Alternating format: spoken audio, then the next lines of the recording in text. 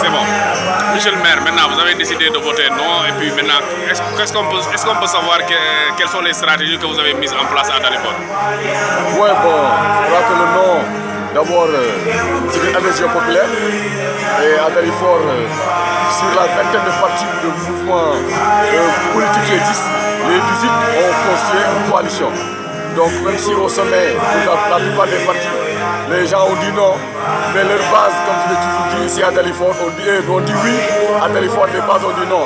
Donc nous sommes dans une coalition de 18 entités et ça nous permet de croire qu'on doit gagner. Maintenant, la stratégie, c'est la proximité. On a dit c'est les porte-à-porte et les corps à corps. Donc il faut parler aux gens, il faut leur expliquer et surtout vulgariser notre bulletin. Parce que c'est ça l'essentiel.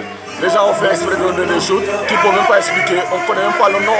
Comment on dit que le nom du rose en Wolof, on ne le connaît même pas. Donc il faut s'amener de ça. Et c'est là où seulement qu'on a des inquiétudes. Mais on croit qu'avec la semaine là que nous avons, avec les spécimens qui sont disponibles, on pourra faire le point pour le nom. Donc vous êtes optimiste pour la victoire du non au Non, soir du nous sommes mars prochain? optimistes. Nous ne voyons pas, en tout cas ici à Dalifort, comment on peut faire pour que le oui gagne. Et la population est avec le non.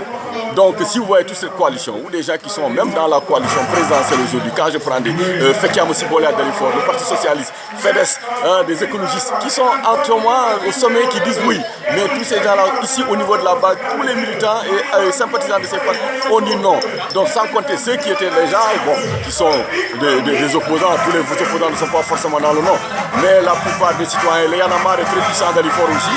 Bon, ils sont dans le mouvement, le PVD, tout ça. Je ne pense pas qu'on puisse avoir une autre alternative que le non. D'accord. Maintenant, ne craignez pas des sanctions disciplinaires au sein du Parti Socialiste après ce référendum? Oui, mais peut-être même que le secrétaire général aussi doit subir des sanctions disciplinaires. Parce que le problème, il faudrait qu'on change de paradigme dans les partis là. On ne peut pas faire de l'escroquerie tout le temps. Par les disciplines de parti, au moment où le secrétaire général lui-même ne respecte pas la discipline du parti, fait des déclarations, occupe les plateaux de télévision, le jour que le président de la République faisait son discours, le PS était déjà prêt.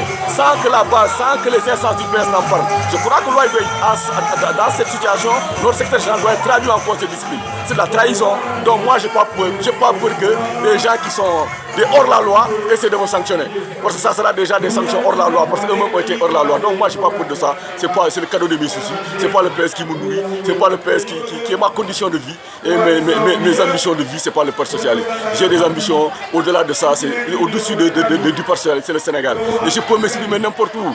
Donc ça ne pas pour le Parti Socialiste seulement. S'ils disent que je ne peux plus être là-bas, je continuerai à m'exprimer pour le Sénégal, à me battre comme je l'ai toujours fait. Donc ce n'est pas des gens qui sont hors la loi tous les jours, qui vont moi essayer de me ramener dans le rang pour que je sois hors la loi comme eux.